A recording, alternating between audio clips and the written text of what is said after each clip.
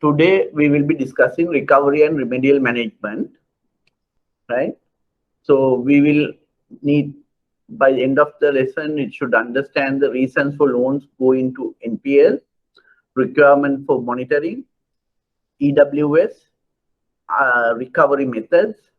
Then we will discuss the provisioning part as well, and impairment. Those things we will try to finish today itself. What is a bad loan? Bad loan is a loan where payments are not made as per the original agreed terms and conditions, and borrower thinks that we will never get this loan recovered, right? That is the meaning of bad loan. So if it is exact definition, loans where repayments are not being made as originally agreed between the borrower and the lender, and which may never be repaid. They are not paying as per the agreement, and again, lender thinks that we will never get this loan recovered, right? That kind of a loan we term as a bad loan, right? Why do you need recoveries? Why? Because bankers are the custodian of money. It is not our own money. We collect from the entire spectrum of depositors and we relent. If you can remember,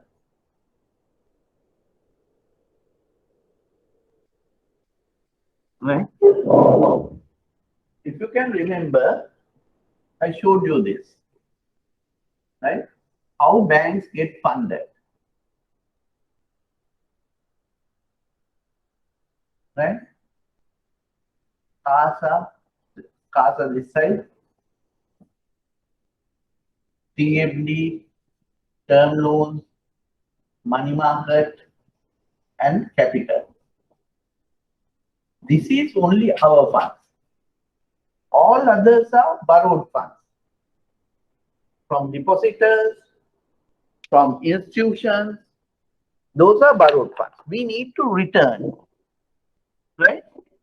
Therefore,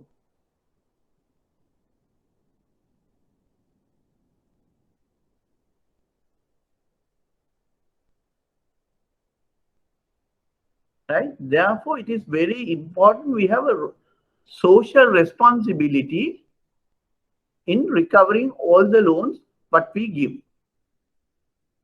right? Then we have a social responsibility. We will, if the loans are going bad, we will have provision impact. We will have cash flow difficulties.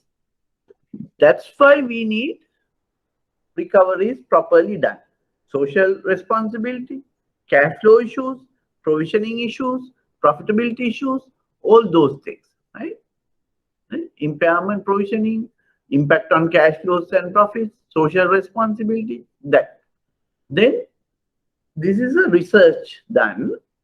Normally, 10% of the loans we grant without any reminder or any effort, they pay. Another 20% recovery, we just need to send a text or we need to send a monthly bill or something, they will pay. 50% we will have to call, visit, and they will pay.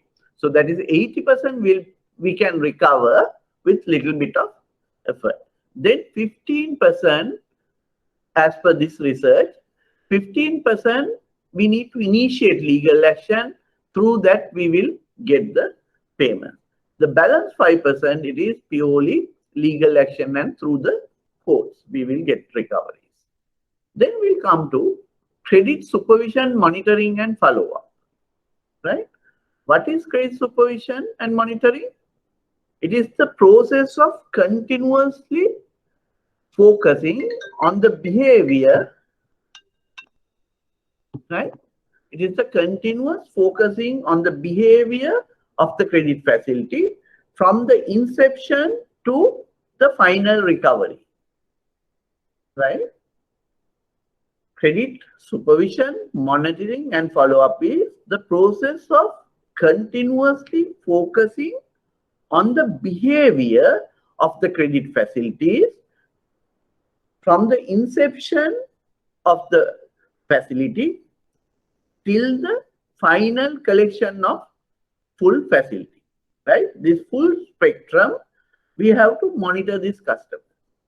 So monitoring again categorized into two because of this. That is pre-approval monitoring as post-approval monitoring. Why pre-approval monitoring? Before giving the loan, before giving funding, we have to monitor the customer. See, what is the basic principles of lending? Our entire lending decision depends on 5 C's of credit. What is the first C? It is the character. In order to find the character, you have to monitor the customer. You have to find information about this customer. That is prior to granting the facility. Then after granting the facility, we should continuously visit, we should monitor the repayment pattern, we should listen to the market norms, we should check whether they are fulfilling the covenants and all those things, right? So this is pre and post.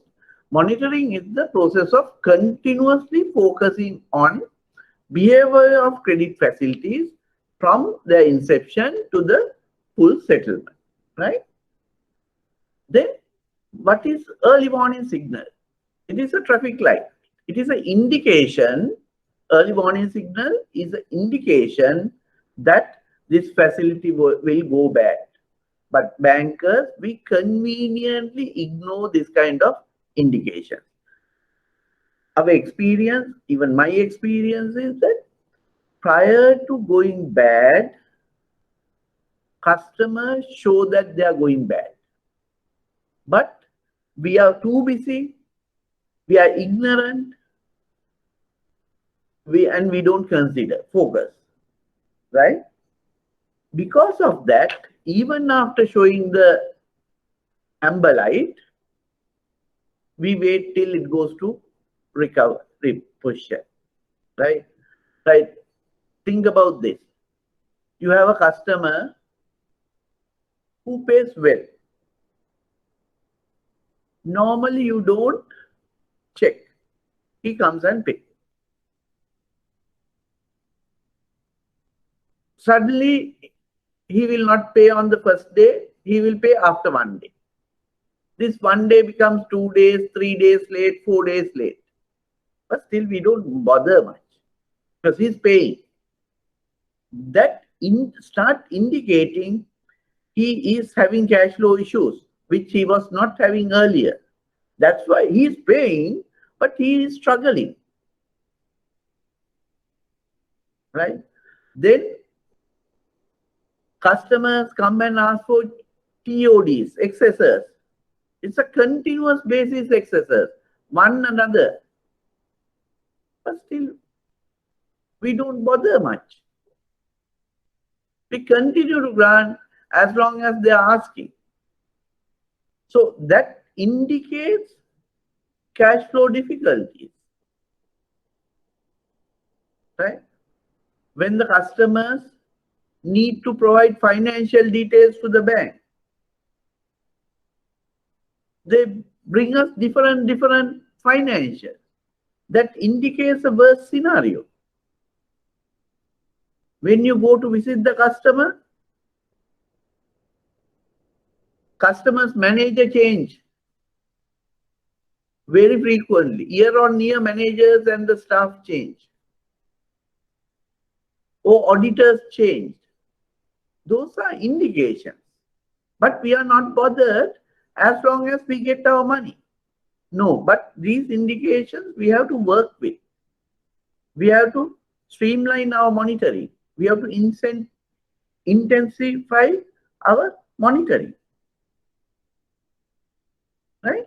So early warning signals are the indicators that can be used to identify possible loan facility which might fall into bad. It's an indication. We have 5 types of indicators: operations, management and behavior, reporting, investing, and financing, right? These are the type of indicators. If you go to additional information, right? Go to additional information, go deep down.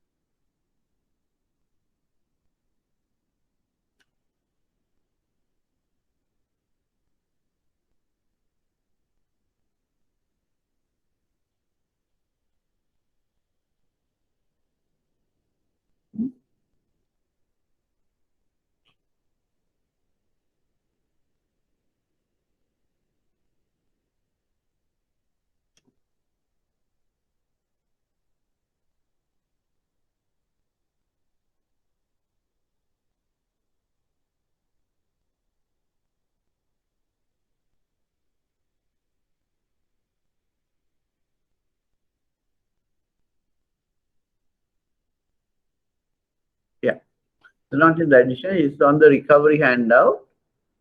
So this, right? Annexure 2 is this. Examples of early warning signals, right? Operation, steady decline in rapid increase in sale. Well, if the sales are declining, that's an early warning signal. If the sales are increasing rapidly, it is also early warning, because there can be a overtrading position when your sales are increasing rapidly. So you can go through, if you see one of these, that is a early warning signal.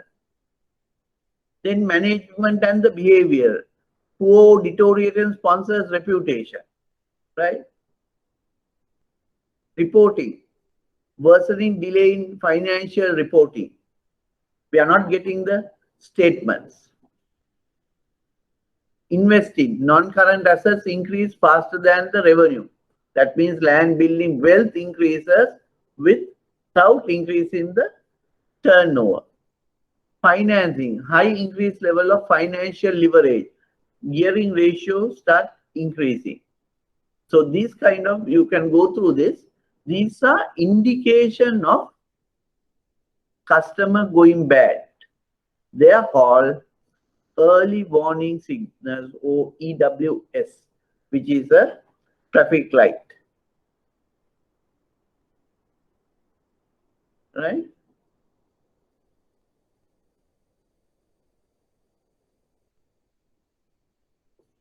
Then type of defaulters. We have two types of defaulters. We have willful defaulters who try to rob the bank. Their main intention is to take the money and vanish. They don't want to pay. So if we find that kind of a position, that is a willful. They come, they will show everything. They will, like the customer who has answers to all your questions. Customer who prepare everything for you very well and very fast. Those are indications, right? If they are methodical also they can, but normally willful defaulters are well organized. They are ready to give anything till they get the money. As long as they get the money, that's it, you will not find them, right? That is willful defaulters. Then there are other set of defaulters. They are defaulting not because they want to default. Due to some genuine reasons, they had to go bad, right? Default due to genuine reasons, willful defaulters. These defaulters due to genuine reasons can be divided into two categories again. Defaults due to manageable problems, right? Controlled by, like, They are not thieves. They have gone to default because of some genuine reasons. But these genuine reasons can be divided into two categories, that is controllable and uncontrollable to the sponsors of the business. Controllable, again, can be divided into management, technical, and financial, right? What are management things? Like if you don't have good team of managers, you don't have proper technical team, what will happen? If a problem occurs in the business, you can't take correct decisions. If you don't have a good marketing team, the sponsor will not be in a position to identify the problems in the market, problems with our product, market trends, all those things. Because of that, gradually business falls out. Then technical problems. You have a machine, due to some reason, you need some other machine as well. Like I have a machine to manufacture this, but the technology, or you have an ancillary machine you need, but you have not invested on that ancillary machine. Therefore, production of this won't happen. I'll give you an example. Once I had a project, they were manufacturing explosive gel for the quarry industry, right? So they got down the machinery from China, even the technology came from China, but these Chinese guys didn't give the proper technology.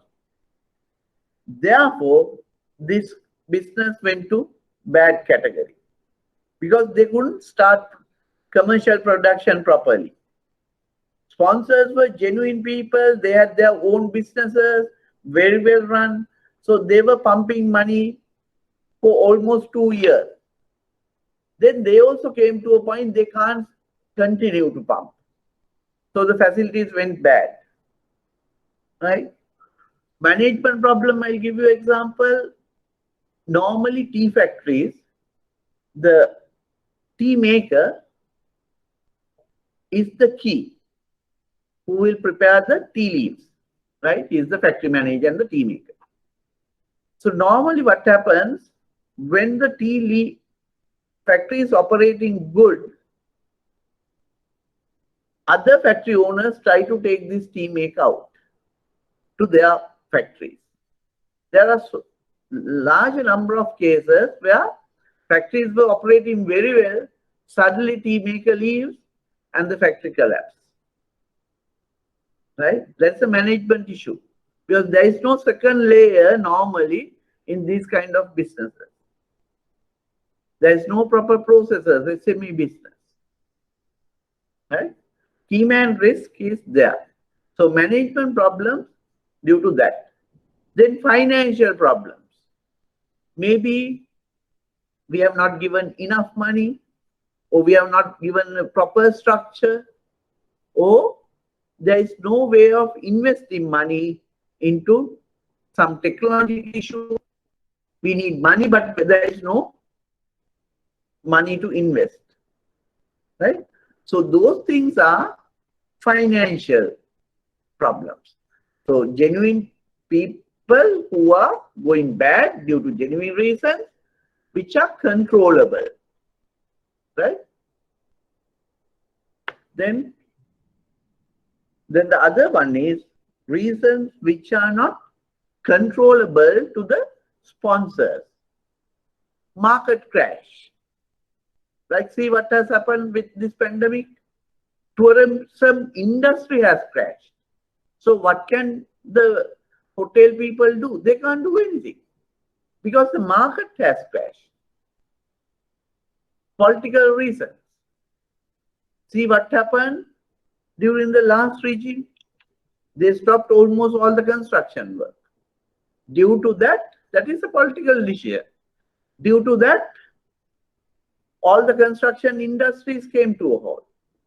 We can't do anything. Natural disasters, floods, landslides, what can the business people do? They can't control it. Then, incorrect judgment of the bankers. We are part of this loans going bad. We take our own time to evaluate a business, to grant a facility. See, you want to import a machine, right, from US, and you come to a bank, and bank take 3 months to evaluate. When you started, dollar was 170. Today it is almost reaching 200. Who is going to pay this difference? Bank is not going to give additional money. Customer will need to find that additional money. So our speed, our lethargic way of handling, our not focusing on timelines will create issues for customers. Then actual requirement and what we give. Actual requirement and what we propose. That means the type of facility. Customer wants a term loan. We say, no, we'll give a short term. Right? Oh, customer needs 120 days to settle. We give only 90 days. So structuring and the facility offering. Then the amount. Similar example. So the cost increased by 10 million. Bank is not willing to increase the amount lent. What will happen? Customer needs to bear that. What will happen then? He will borrow from other bank or from a poly guy or from the working capital he has. So he will end up with no working capital. So due to our wrong decisions, businesses go bad, right?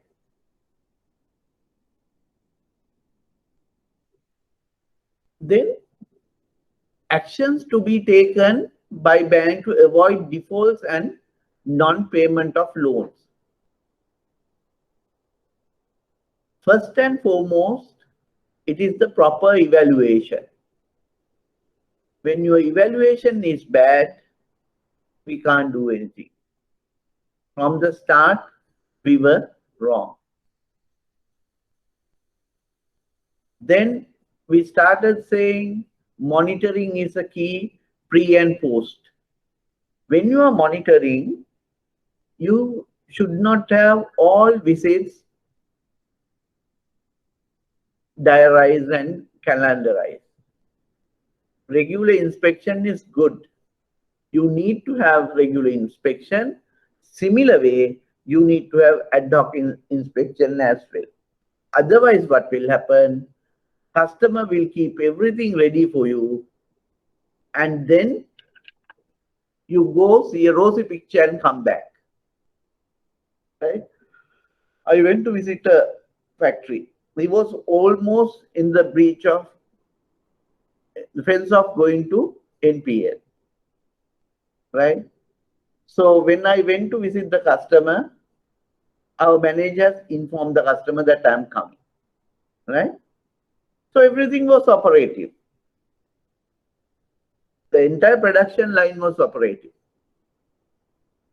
But it was very artificial. Right? There were machines with cobness. Right? If it is a continuous operating plant, it can't happen. No dust around. If it is complete operation, it can't happen. No waste. Right? Raw material was there, finished goods were not there. So if we just go look at it, all right, good, they're operating, come back, then we are in the wrong decision. So the customer has made the entire factory working since I was coming to judge him, right? Regular inspection will create that. If you go suddenly, they can't prepare everything for you. Then you need to get monthly reports or quarterly reports, stocks, debtors, creditors, turnover levels, that kind of thing. Then the third party information, like listening to others, it is bad, right? Rumors are bad. But in our business, we need to, because market will get to know first, right? Then only we will get to know. If you are with the market, you will get information firsthand, right? Media information, these days, Facebook, then even papers, if you have some issues raised, you can always Google a customer. If there is a case going on, it will throw out. If there is any paper article on this business, it will throw out. So those kind of things you need to do. Then what else can we do? We can remind the customer on repayment. You can send him a text, you can send the bills, you can write a letter, all those things. You can send an email reminding, all those things. Then you have to discuss with customer. You have to have very good rapport with the customer. If you are close to the customer, you will be the last to go to areas, right? Because we are close, we know the business, and customer has an obligation that we always come, we discuss, we try to assist him. Then they have obligation to pay us than the others. Then if you see an issue, you can always restructure. Or if it is in areas, you can reschedule. Restructure is prior to going to areas, and within the original maturity period, you change the repayment and the give concessions. Rescheduling is after the going to areas, with extension or without extension of the maturity date. You can give concession or you can change the repayment patterns. You can, when the customer is bad, if you see that customer is going to areas, it's better to get rid of it. Go for prepayment, waive the prepayment damage, let the customer go. Or if you have good security, try to, and if you think you can revive the business, try to reduce their high cost bearing borrowings, right? You have to check whether, firstly, any business, if you see any early warning signal, check whether they have borrowed from outside, informal borrowings. That is the killer. Because when they are not getting funds from banks, they'll go for the informal borrowing. Then rates are 5%, 6%, sometimes it's 10%. It starts from 3 to 10. 10 is 120% per annum. 5 is 60% per annum. Right? So find out them, reduce it, settle it. Even you give a loan and settle it, fine. Because then cash flow will be left out to repay you. Right? Right. Any questions up to now? Any questions? So we discussed early warning signals. We discussed the type of defaulters, and we discussed what are the things we have to do in order to keep a customer in good books. Any questions?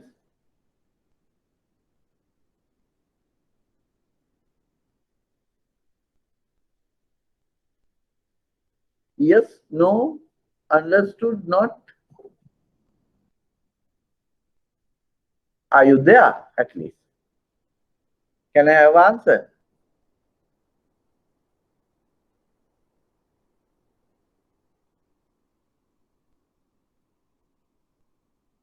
Thank you, Sanjeev. What about others? Okay. At least two people answered me.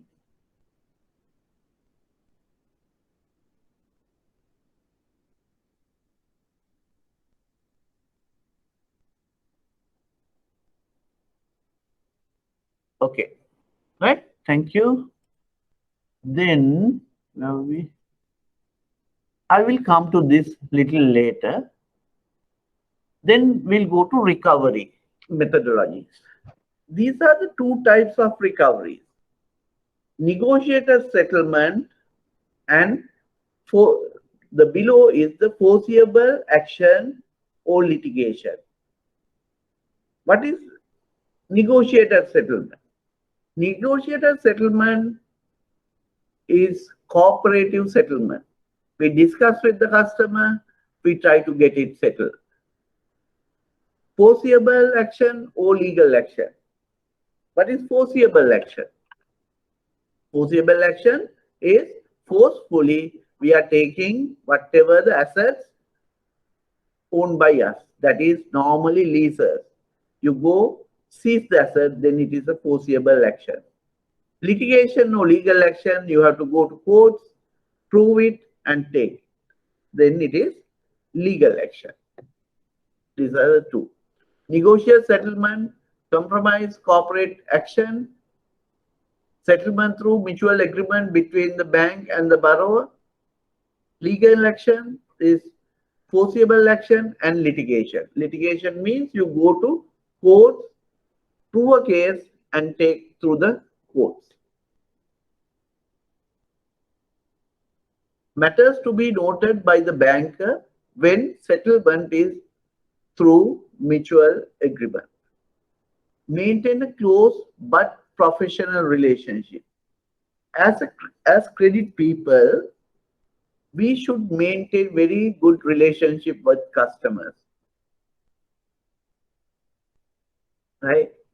But we should not cross the line.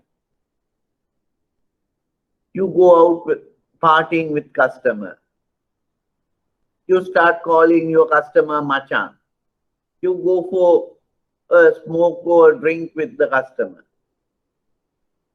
Then they will take advantage from you. Or you take advantages, discounts, free things from customers. They will take definite advantage from you. So you should not have customer relationships like that. But you should be very close. You have to be a partner to this customer, any customer. But anything is professional only, right? These customers who are default oriented, they offer you everything to get you into their homes, right? You should be very, very careful. Constantly remind the borrower of his objective. What does that mean? That means customer is there to run the business. It is not to run just today's level. It has to grow.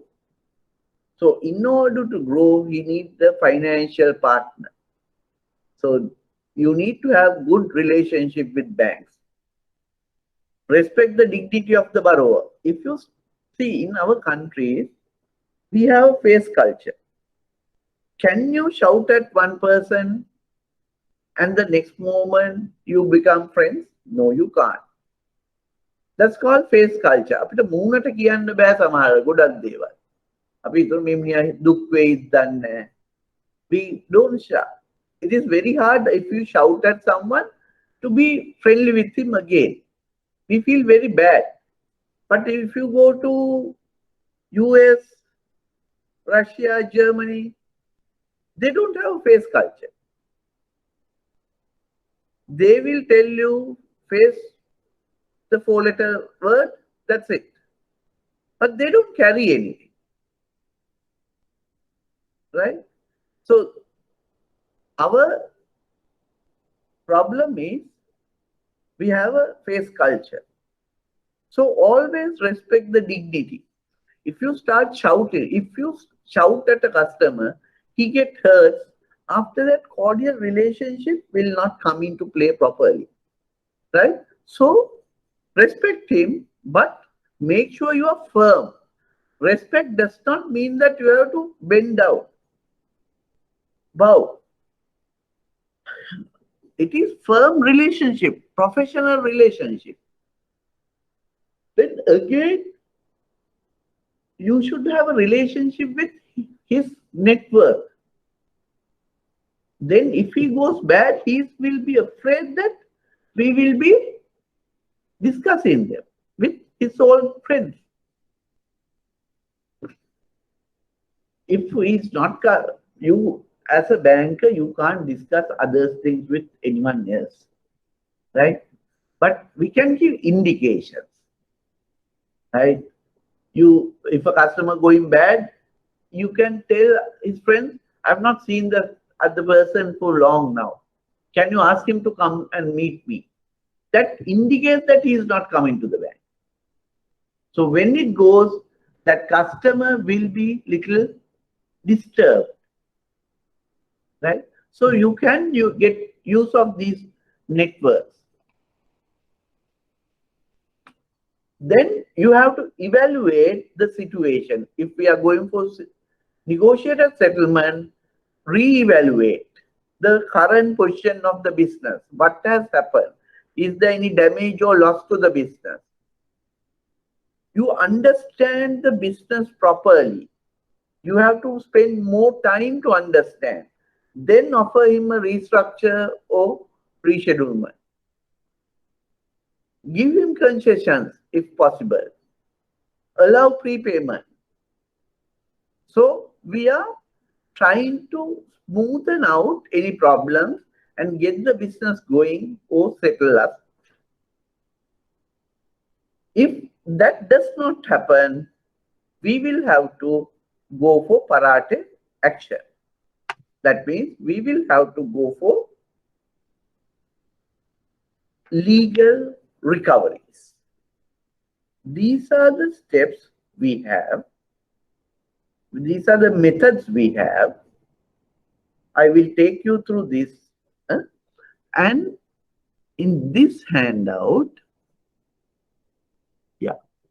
this one,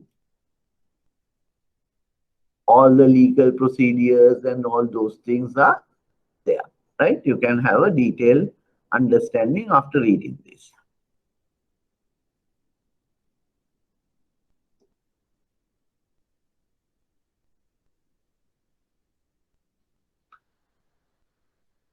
Recoveries, before that.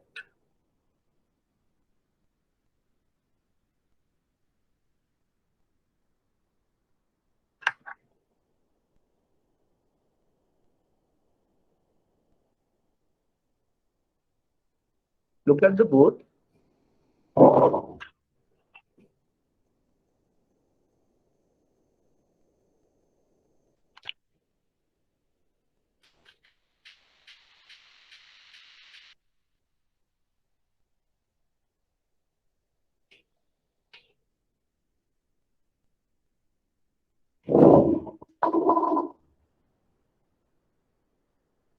We say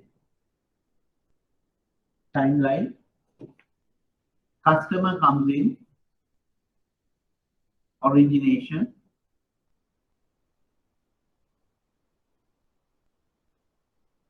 evaluation,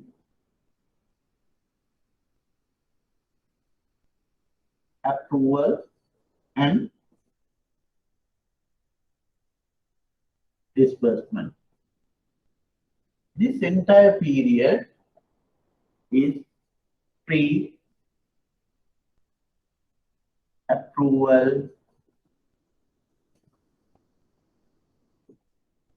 monitoring, right?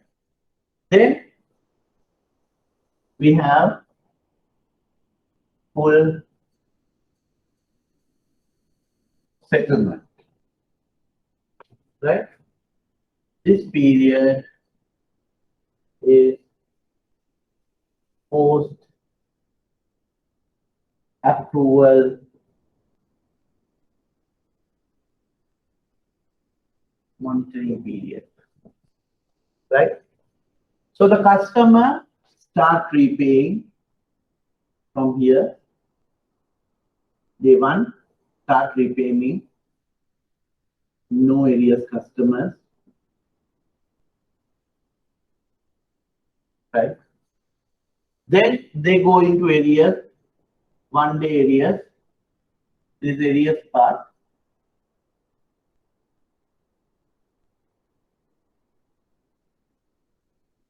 Right?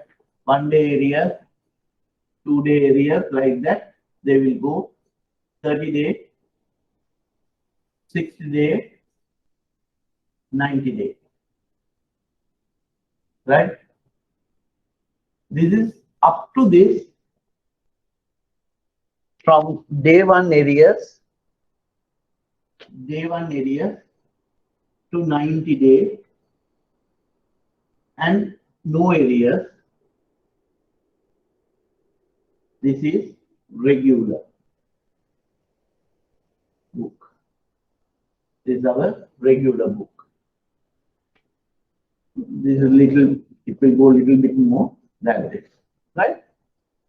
From here, last day recovery, it will be the NPL book, right? Bad loans. Or because this one delinquent,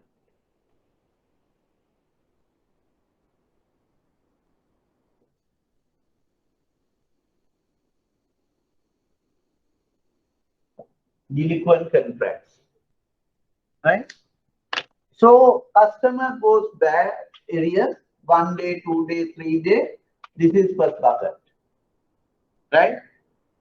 When it cross 45, 60, when we are reaching this, we do something called watch listing. ECH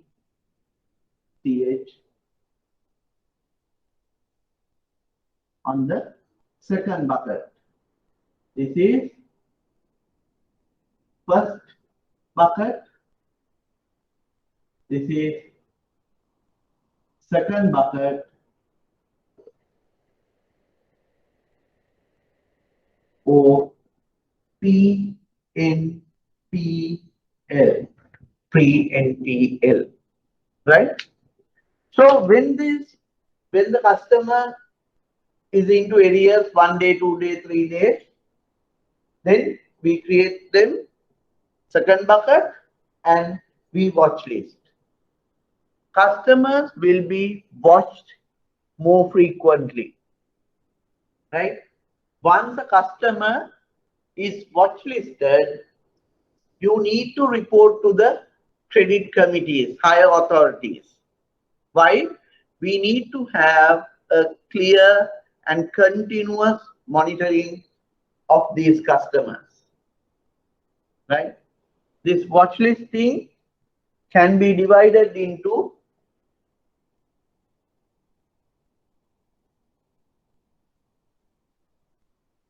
monitoring and monetary or worry.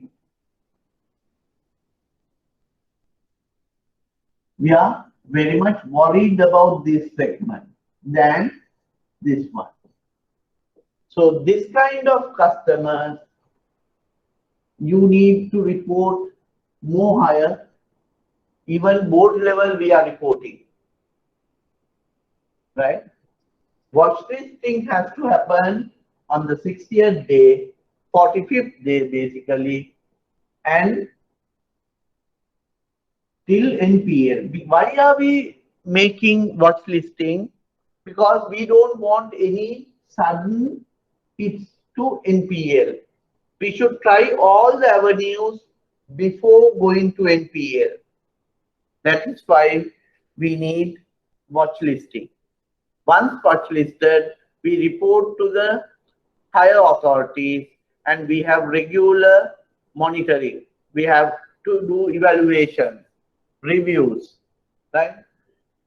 After watch listing, if you think the customer is paying well now, you can relist. You can relist to this side, right? Then approving authority has the DLA, delegation to de-watchlist the customer.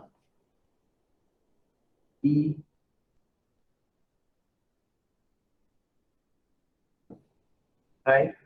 If you think you have the customer is regular now, he is paying, he does not have any issue, you can de-watch list. Right? This watch listing is done on two bases.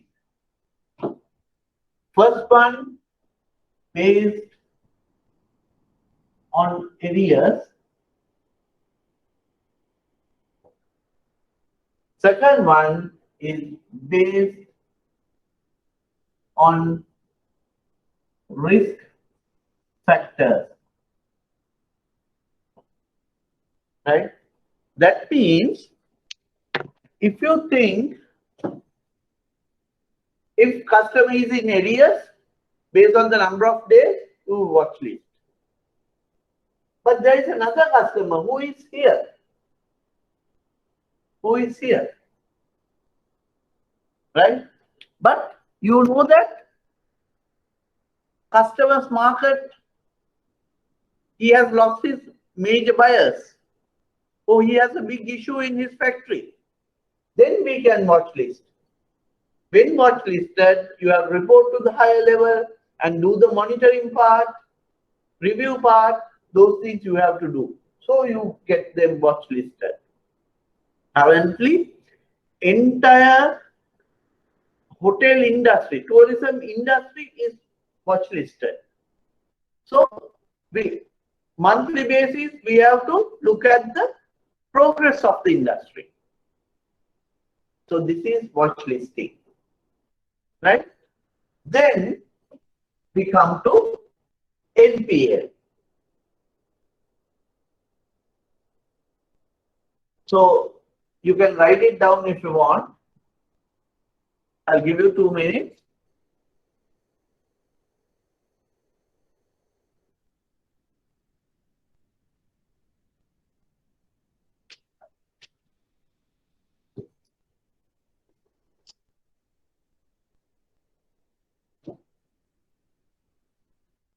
Once done, can you tell you are finished so I can proceed?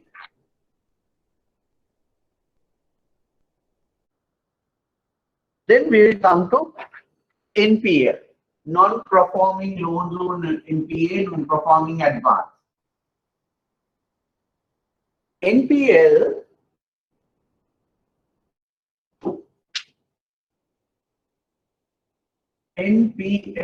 classification.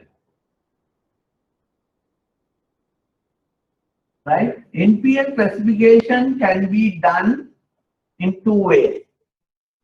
Based on number of days in arrears or based on risk profile. NPL can be classified, customer can be classified as an NPL customer based on number of days arrears. That is the most common thing. Customer goes bad and continue for several months.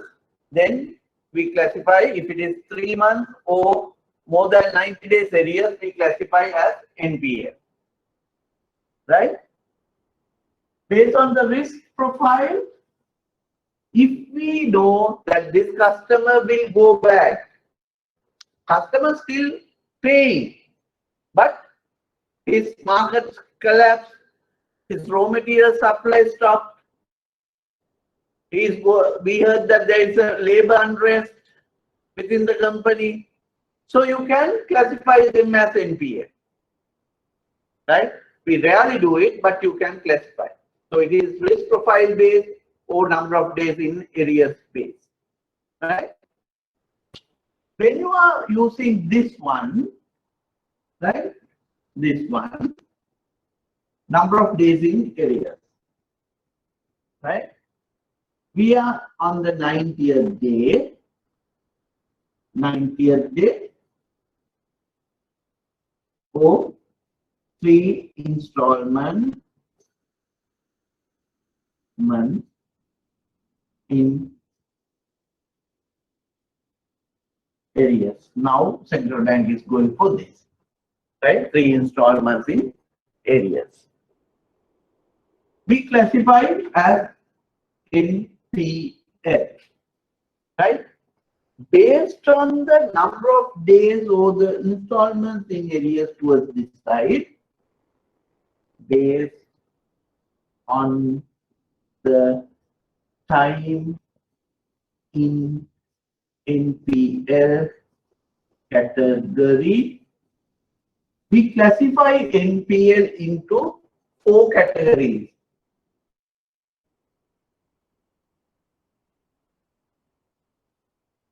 Specially mentioned category, SP,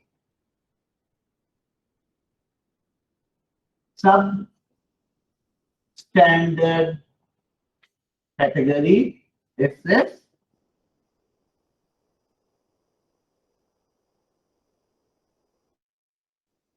doubtful category, ODF, or loss category, LC. Right? These are the 4 types of categories we can reclassify within NPL. This is specially mentioned, substandard, doubtful, loss. Right? Based on the product like PODs, credit cards, term loans, like that, short-term loans, we classify differently. These are number of days, this is number of installments. From how you classify NPL is from the date of first due, how long. If a short-term loan repayment is 90 days, it gets due on the 90th day, arrears start as D1. Like that, it has to go for 90 days. Right? Then it is NPL. 91 to some days, it is specified as a specially mentioned. Then it goes to substandard. If you go to the handout,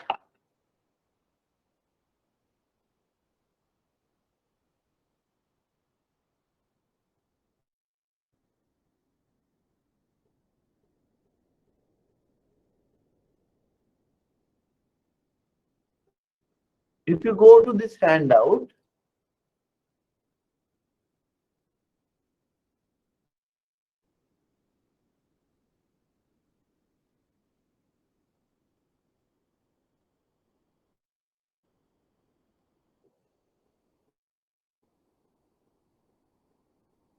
these are the classifications.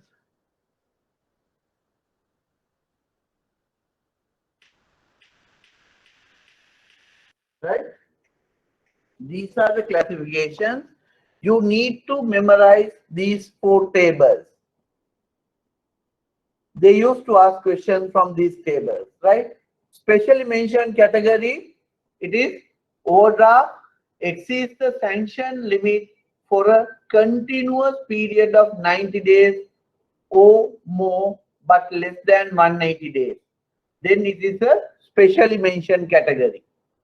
That means you give a loan overdraft for 30 days, but he does not settle, right? From that day, if you mark OD, you have to mark the OD. From that day, it is 90 days. Continuously excess. Credit card facilities, 3 installments up to 6 installments. Sorry, credit facilities, credit card 90 to 120.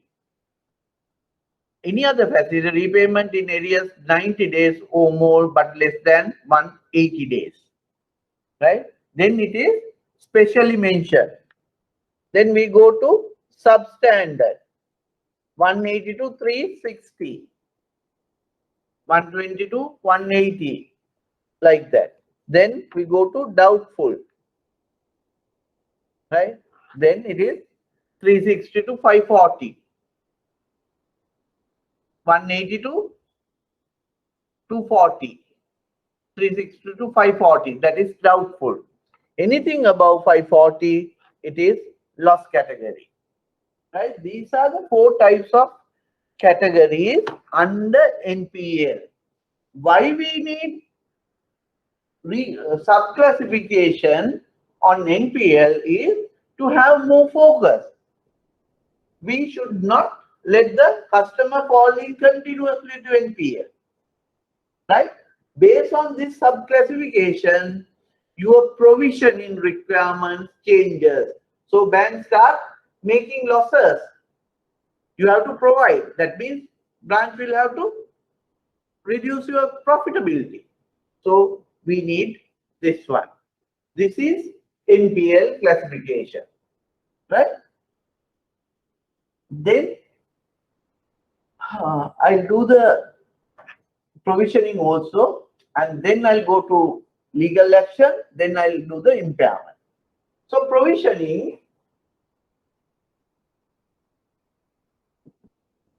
it is 2 types. General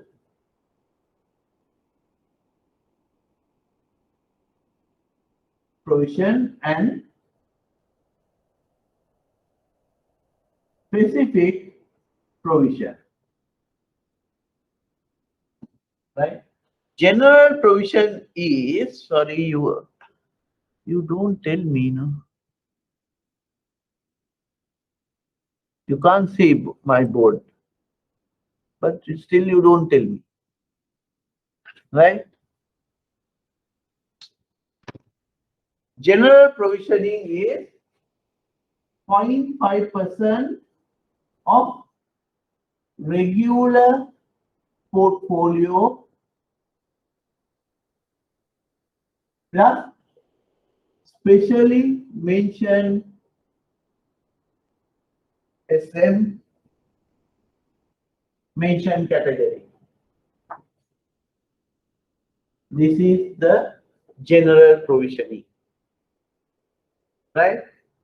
Specific provisioning is outstanding minus F1 into FSV into F2, right? For SS, F1, DF, F1, loss category F1. This is equal 1, this is equal 1, this start coming down, less than 1. For this one, F2 is 20%, F2 is 50%, F2 is equal to 100% or 1. Right? Not 1%, it is 1. So it is 0.2, 0.5, and this is 1. Right? This is how this formula works.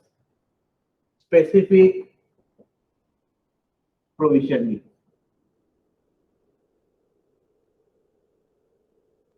Specific provisioning, right?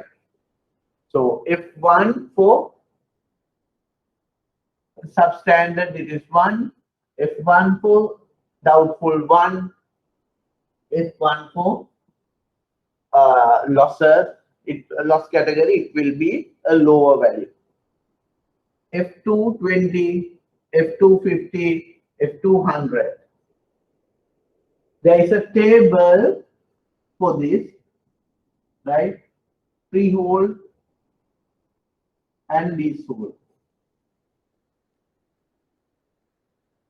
Right? There is a table. You have to remember that table as well. They used to ask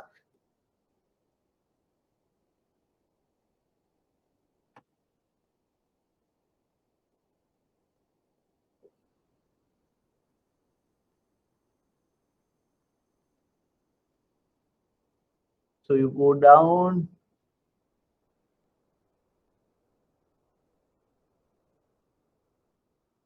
There is a table for reclassification. After you wait, I'll finish this.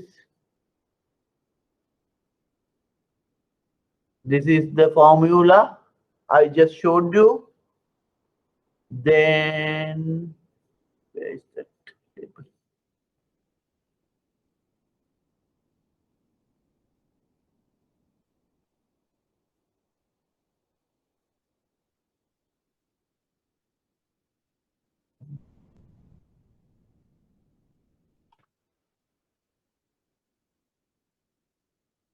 Okay, the same formula here. Then this is the table to be used for F2, this one, right? This is the table to be used for this, right? So this is your NPL subclassification and provisioning, right? Basically, this provisioning thing is over, but still banks are doing, because we do impairment provisioning now. Now I will let you know what is impairment provisioning is. Prior to that, but still we are doing, so it is better for you to know this, right? Though with IFRS 9, we have shifted to impairment provisioning, but central bank want us to do this provisioning as well.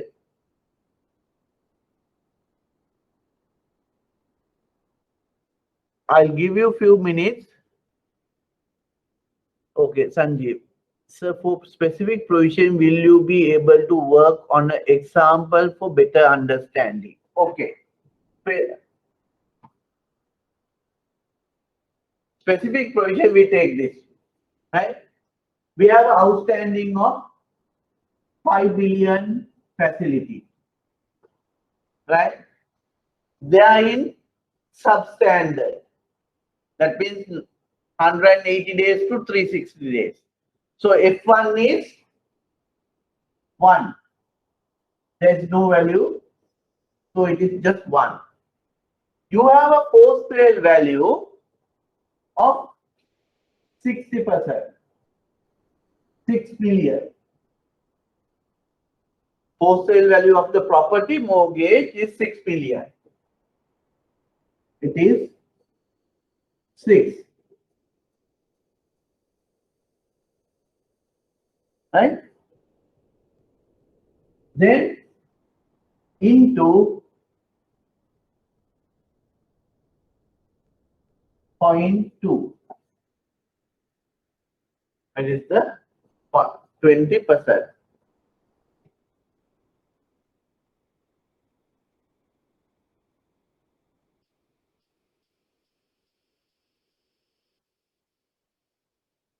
This is the formula, right? You have loan outstanding 5 million. Your post sale value is 6 million. F1 is 1. So it is minus 1 into 0.2. So you have a negative figure, so you don't need a provisioning here, right? You don't need a provisioning here because it is a minus value. If this is low, you will have to make a provision, right? So we have 5 million for sale is B04. Sorry, no, I'm wrong, right? I'm wrong. We take the absolute. 5 million, 1 into 6, whatever the amount, get 0.2, we make a provision. 200,000 provision. Right? So based on that, we will do the provisioning. Then you have valuation, FSV, you have the valuation should not be more than 3 years old.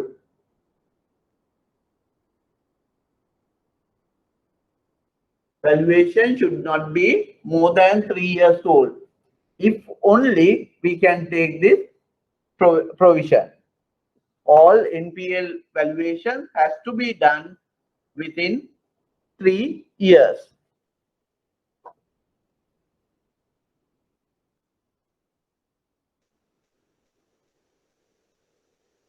No, Udita, we don't consider this 75% of FSV starts with loss category, right? See, I'll show you.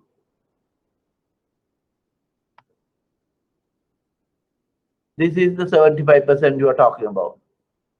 At the time of first provisioning, this is called haircut rule, right? At the time of first provisioning, you have this.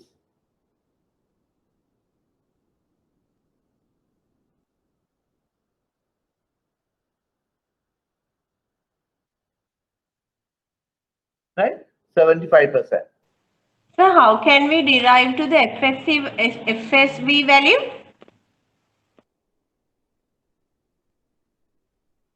Okay.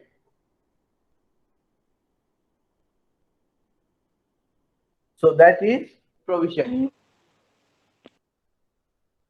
Udita, my understanding is we don't need to, but I will double check with my finance department and come back to you on next week, right?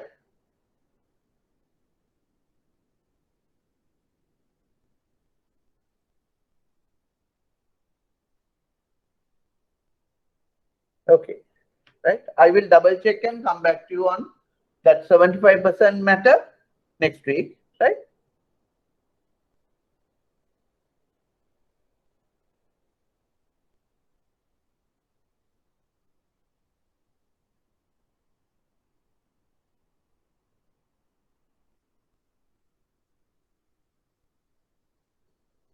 How can we derive to have the FSV value? FSV value we can take only from the valuation report.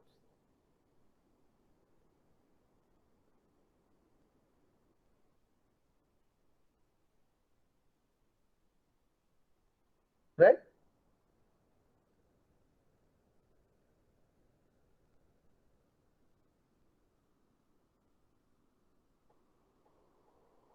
Right. Hope you have written down this. Is the same thing as your handout.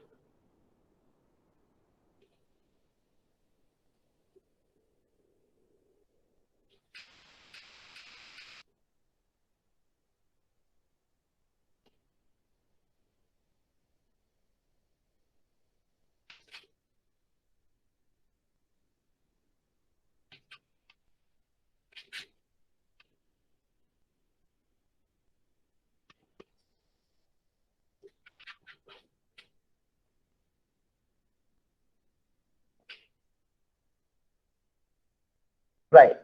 Now we will go to impairment provisioning. That is the normal central bank provisioning.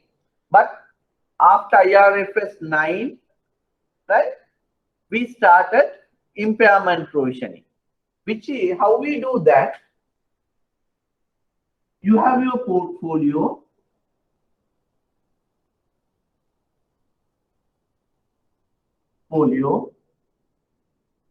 Basically portfolio exposure. That means if a customer has several facilities, we combine that to see what is the exposure to a customer. Customer wise, I'm talking about customer wise exposure, right? They are from maybe 1 million to any amount, some billions, right? Millions rupees to just rupees to billions. We have the portfolio. So first of all, bank need to decide what is the level of portfolio, level of exposure, if goes bad, has a material impact to the bank.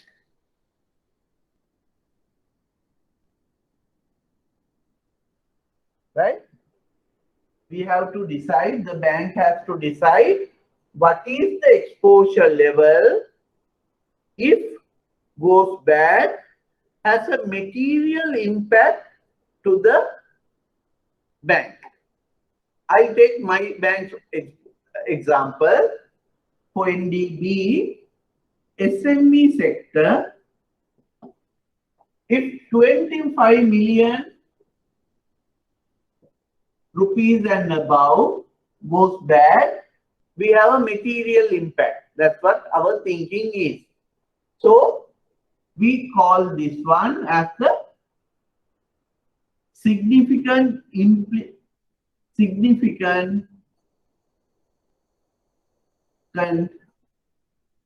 exposure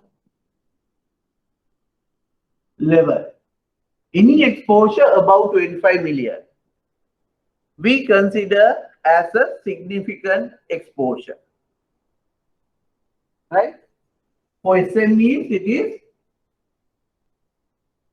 greater than 25 million. For corporates, it is greater than 100 million. This is how we specify the significant exposure level. So different bank to bank, it is different. Right? So first of all, bank needs to decide what is our significant exposure level. Right?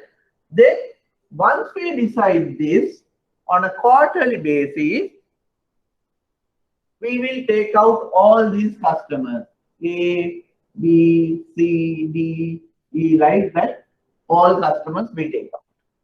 Then we will evaluate their performance. We will look at their risk position. That means whether they are indicating any sign of default. Like, is the repayment good? Has they fulfilled all the covenants? Is there any indication he has lost the markets? Is there any political risk to this customer? All those things we will evaluate. We call it objective evidence checking. Right? There are some 7-8 questions. Right? We will check against that. Customer risk question against the questions we have developed.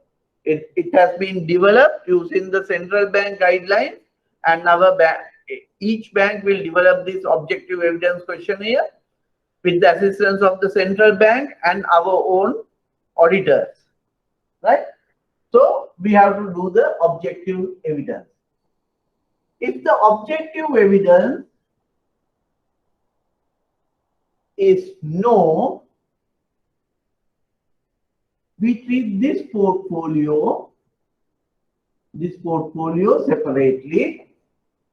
Then if the objective evidence is yes, we treat this portfolio separately. Now we have another portfolio. We take K, we have K, we have X. These two portfolios we keep aside, X. Right? This is objective evidence, yes. That means, yes, there will be a problem to this customer. Right? There can be a problem to this customer. Now what we will do,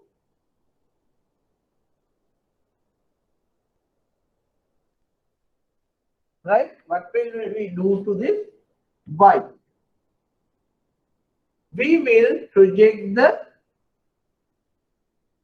cash flows, right? That means based on our knowledge, how will the repayment occur in the future, right? Based on the knowledge of the credit people, we say this portfolio A needs to pay another 48 months at a rate of, we say, 20,000 a month. So you have to project. Okay, I will get this month I will get, next month I will not get, but I will get here. Like that, you start projecting the cash flow. Once you project the cash flow, we will find the present value of all these cash flows. Present value of all these cash flows. So, outstanding minus present value. If this figure is 0 or less than 0, we don't do anything. We get this portfolio, is it also here, right? If this equation is greater than 0, that means outstanding is higher than present value, then that amount, which may be we call A, simple A, we have to provide this amount. This is the impairment value, right? We have to provide for this amount. That is the impairment value, right? I'll take you through again. You have to classify your exposure, not number of facilities, it is exposure. Then each bank need to decide what is the significant level of exposure for that bank, right? What is the significant level of exposure for that bank? For NDB, 25%, for SME, 25 million, for corporates, it is 100 million, right?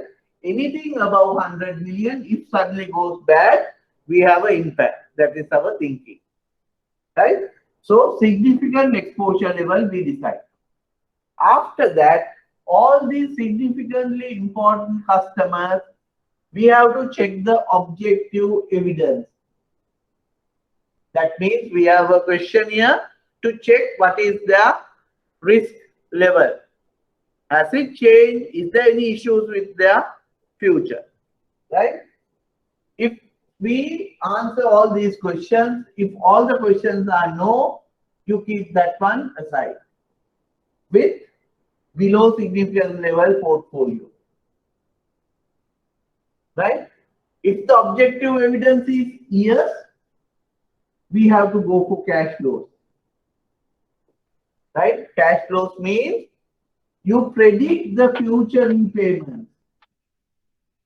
Then, using the original facility interest rate, we find the present value. outstanding or amortization cost, which is outstanding plus 3 months interest, that is amortization cost minus present value. If it is 0, we don't do anything. If it is less than 0, we don't do anything. That part also we take it here. Balance where outstanding is higher than present value, we provide that part. That's called specific impairment part. Right? Then we have these 3 portfolios and A as well. Right? We have these 3 portfolios. So they are in a bucket. They are in a bucket. Within this bucket, we classify these product wise. ODs, term loans, short-term loans, post-import finance loans, export bills, like that we classify them separately. Right?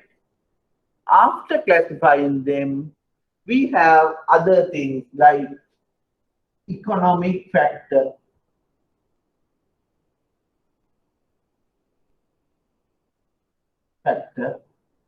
Second one is their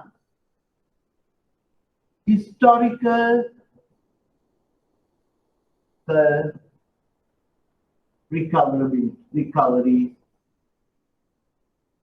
that is PD, probability. Right? So we have different factors to be considered, but we consider them as bulks. Right? Then we do a calculation to find collective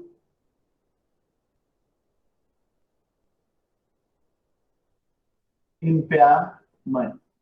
Here we are not one by one, we are not considering, we are considering as a bulk all ODs, all short-term facilities, all term loans, all leasing facilities. Like that we bucket it out based on economic factors, historical repayment capacity of these kind, recovery capacity of these kind of products. We do a calculation. That calculation is called collective impairment. Impairment is 2 types. Specific impairment, this is specific impairment, this is collective impairment. Right? These are the impairment. Specific impairment and collective impairment.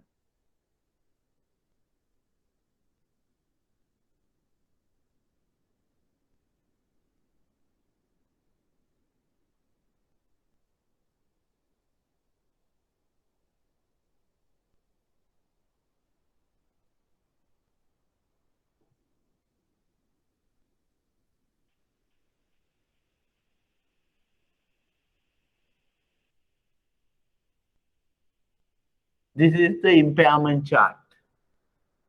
Take a minute and look at it. Is the loan receivable individually significant? That is the level. Then yes. Is there objective evidence if incur losses? That means if there is any evidence that customer will go bad based on the risk. Right? If no, you keep it aside. If yes, you go for the cash flows. Is the loans cash flow, estimated cash flow discounted at the EIR, that is the original interest rate. If no cash flow issues, that means 0, outstanding minus present value is 0 or less than 0. That is present value is larger than the outstanding. Then you keep aside again. If not, you go for quantify and make specific provisioning. So that is called individual impairment or specific impairment, individual impairment. Then the bucket of exposures, we have group loans according to the risk categories, type of products. Is there collective objective evidence of incurred losses? That means if a customer who has a POD goes bad, what is the probability we will recover? Like that, for each product group, we do a calculation. Based on that calculation, we decide the provisioning amount. That is called collective impairment. Individual or specific, this is collective. That is based on the products we are doing the impairment. Both together we call impairment provisioning. Right?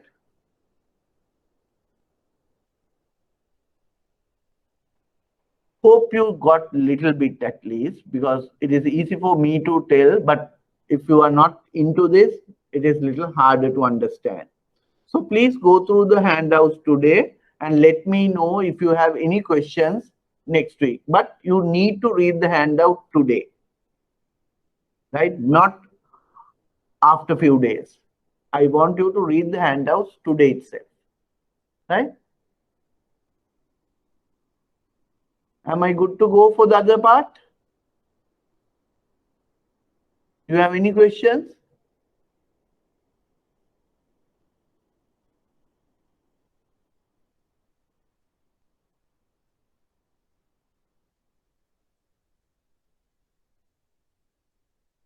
Thank you, sir. What about others?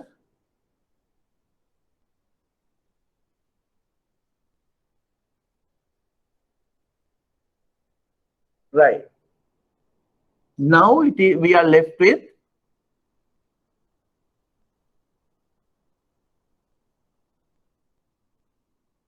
parate action, type of legal actions. You can read, I will take you through these actions.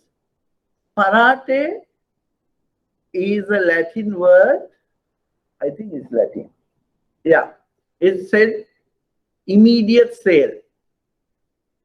So what we do under parate, when a property or land or machinery was mortgaged to us, we go to our board of directors. This is a special power given to all the commercial banks, right? When Lankaputra was there, they were not allowed to do this. Development banks are not allowed to do this, right? We go to our board of directors and we pass a board resolution saying that customer is not paying, so we are going to take over the property mortgage to the bank. As the customer is not repaying, we will take over the properties mortgage to the bank in order to recover our dues. So we pass a board resolution. Then we have to publish that board resolution in paper, all 3 languages, and send the board resolution and this published notice to the borrower, right? Then after publishing, you can get the assistance of the auctioneer and fix a date to auction this, public auction this property. Then you have to gazette this auction date. Once you gazette it, you need to send it to the owner of the property. On registered post, you need to send it to the owners of the property. On the date of auction, prior to that, you can have posters, banners, and everything to publicize this auction. Once you publicize, on the date of auction, auctioneer will come and do auction. Then bank has to tell the auctioneer, this is the minimum amount we need to sell this property. So that is the outstanding, any interest plus any charges accumulated. That is called upset price. That's called upset price. Right? Auctioneer will auction, public auction.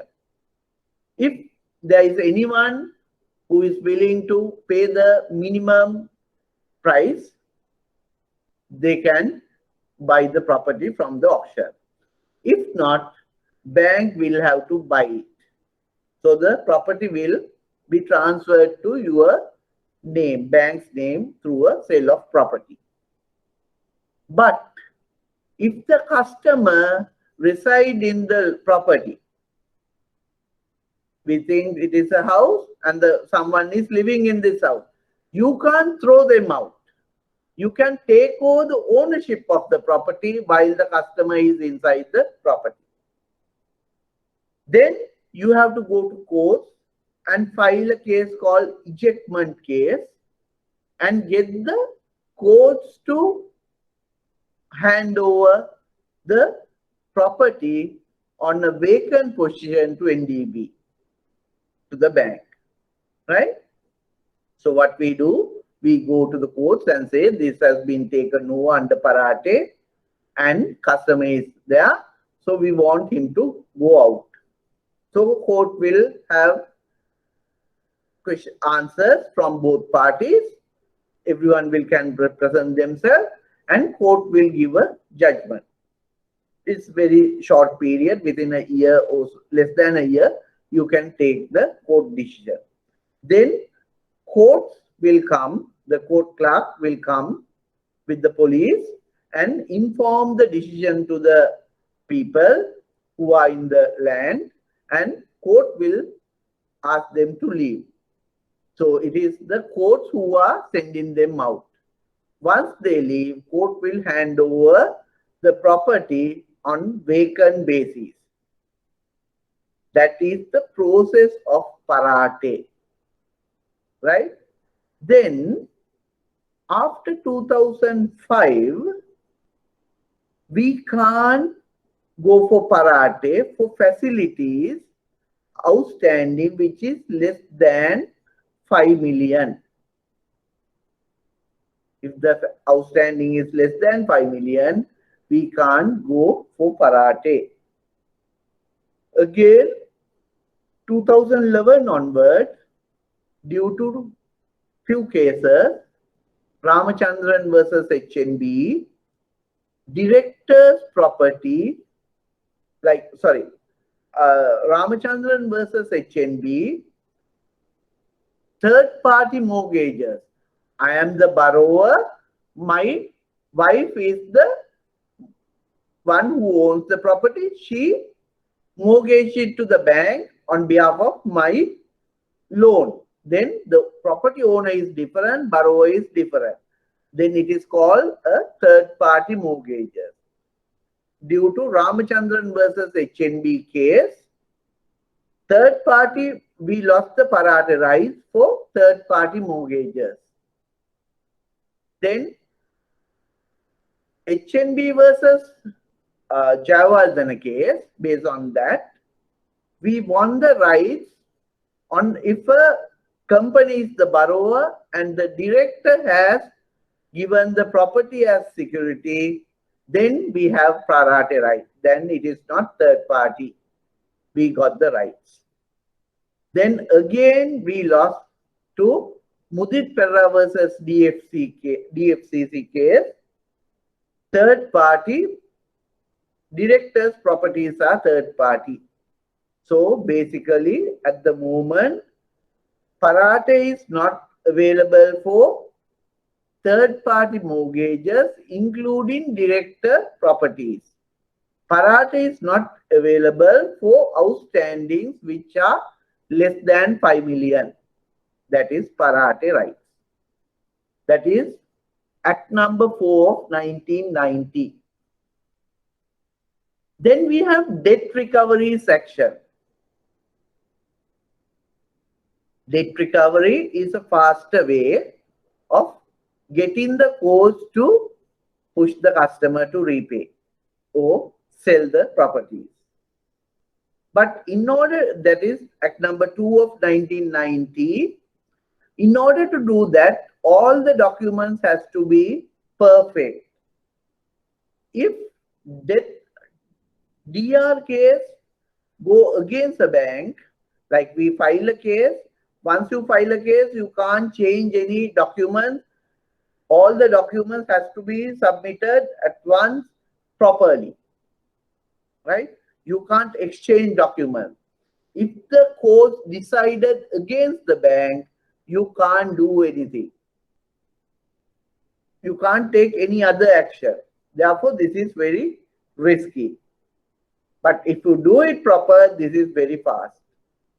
Because if the judgment, if the courts give a judgment,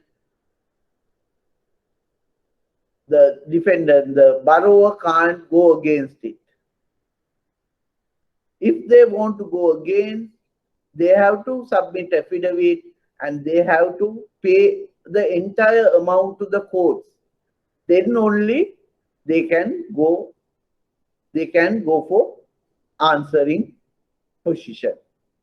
That is debt recovery action. Any facility about 250,000 outstanding, you can go for 150,000 outstanding DR case. Then you have mortgage bond action. That is a civil procedural court action where you have mortgages. Prior to 1990, this is the only thing we had, right? You have a mortgage bond. Based on that, we have to go to courts, argue in the courts and get a court verdict for the customer banks to take over and sell. That is based on the mortgage bond.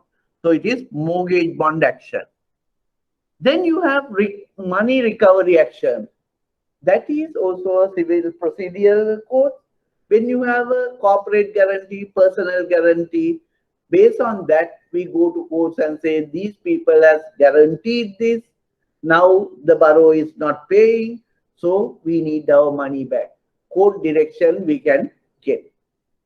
Then we have winding up action. Winds up action. Winding up action is available only for companies. Companies Act number 7 of 2007 through their section 272 allows the banks to go to courts and say this customer is not paying. Please wind up the business, sell their assets and repay us. Settle us. That is wind up. Court will decide the value of the company will be stopped operations, and the courts will sell the properties and assets owned by the company and settle the banks. But normally banks are not going for this action. That is because when you file a wind up action, you will attract all the other creditors also to the process. This is very lengthy process. Then we have a reputational damage. When we go for wind up action, business has to come to a halt. Then employees will lose their jobs. So therefore, we are not going for, normally we don't go for wind up action, even though we have the right to do that, right? Wind up action. Then you have arbitration. We have arbitration board.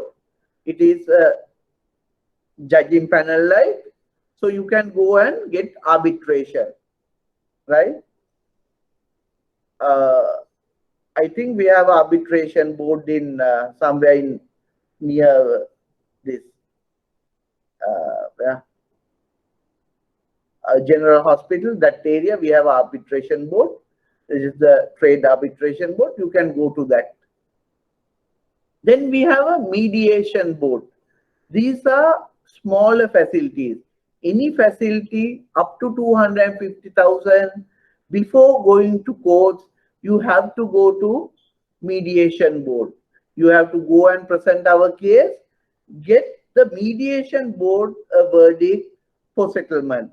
They will direct the customers for settlement. If the customer does not settle, Mediation Board will give a non-settlement agreement. Based on that, you can start legal action, right? Smaller Mediation Board. Winding up action, I have to tell you some more thing. Under winding up action, like whenever you do something, give a facility to a company, you have to register all your agreements and mortgages with company of registrar within 21 days of execution, right? Why? When you go to mortgage bond action, winding up action, company registrar will know that you have done this and they can't object. Still not tested. If what will happen if you go for action, winding up action without informing the company registrar? We are not sure about it yet, not tested. Then lease agreements, right? That is the lease agreement. What you have to do, banks or the leasing company has the absolute ownership of the vehicle, right? Absolute ownership of the vehicle. Lessee is the registered owner. So basically we own the asset. We have given on rent for the customer to pay a monthly bill and use it. If he does not pay, you have to send a notice of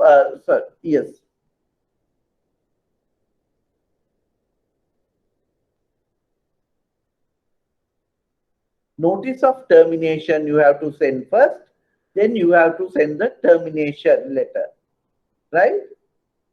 You have to send these in registered post to the customer before ceasing. After terminating the notice of termination and termination, both you have to send. After doing the termination, you can get someone to cease. But it is very, very dangerous.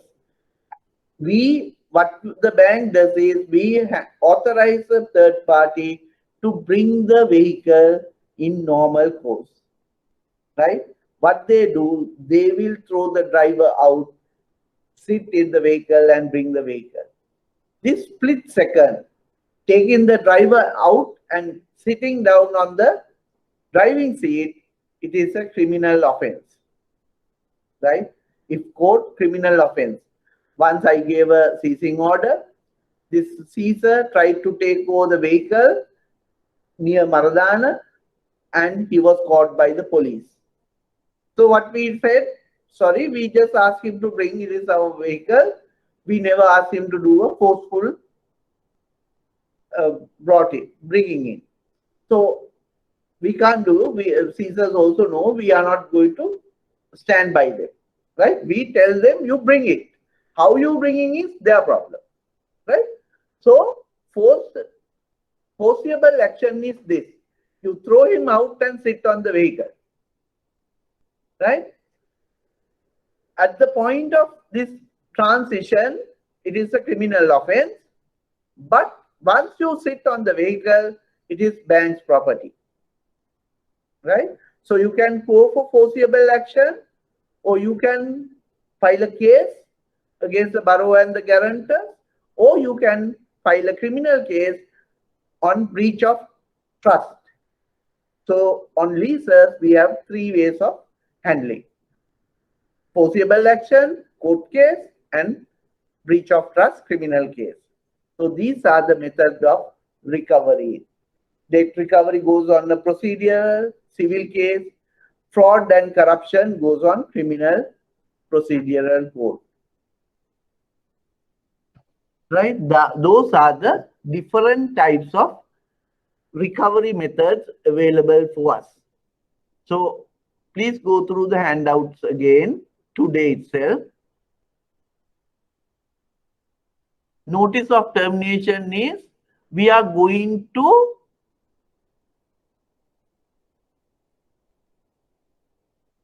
yes, Udita, recently they increased that 250 to 500. I forgot to tell you. Right. Thank you for correction. Right. What is the difference between notice of termination and termination? Notice, we are notifying that if you don't pay, we will be terminating. Termination is we have terminated, right? But we send both together. On the day of ceasing only we post. Otherwise, we will never be able to find the vehicle,